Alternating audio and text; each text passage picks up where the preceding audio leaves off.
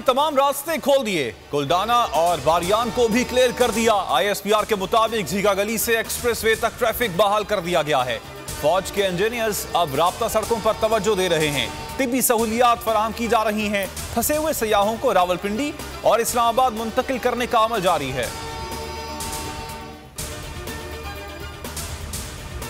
सानह मरी हुकूमत पंजाब जाम बहक अफराद के लवाहिकीन को 8-8 लाख रुपए देगी। वजीर आला उस्मान वजार की सरबराही में इजलास में फैसला। सानह में गफरत के मुर्तकिब अफराद का तयन करने के लिए कमेटी बनाने का फैसला। गाड़ियों में बैठे अफराद कार्बन मोनोऑक्साइड से जाम बहक हुए। इब्तदाई रिपोर्ट वजीर आला को पेश। मरी में सयाहों के दाखिले पर मजीद 24 घंटे के लिए पाबंदी आयद।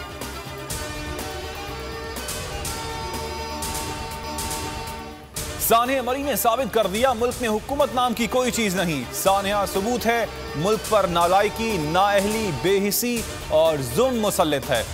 शहबाज शरीफ का शदीद इज़हार तशवीश। फौज और रेंजर्स का रिलीफ ऑपरेशन लायक तहसीन करार। आसिफ अली जरदारी कहते हैं बर वक्त हुकूमती इकदाम ना करना काबिल मजम्मत है।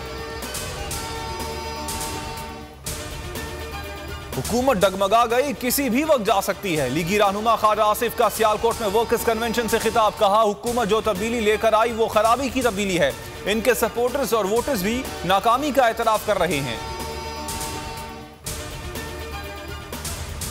बिलावल भुट्टो और शहबाज शरीफ कल पार्लियामेंट हाउस में मुलाकात करेंगे। दोनों रहनुमाओं के दरमियान ऐवान के अंदर हुकूमत के खिलाफ हिकमत अमली पर तबादला ख्याल होगा।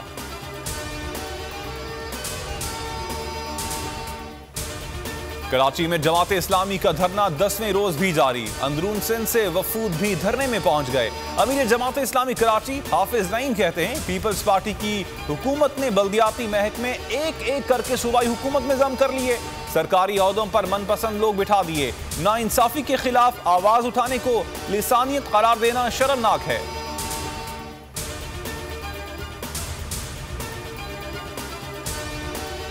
शहर कायद वालों का इंतजार खत्म। कल से ग्रीन लाइन बस सर्विस मुकम्मल फाल कर दी जाएगी।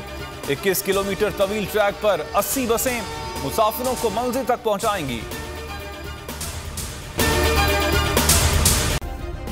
सब्सक्राइब करें और बेल दबाएं ताकि कोई खबर रह न जाए।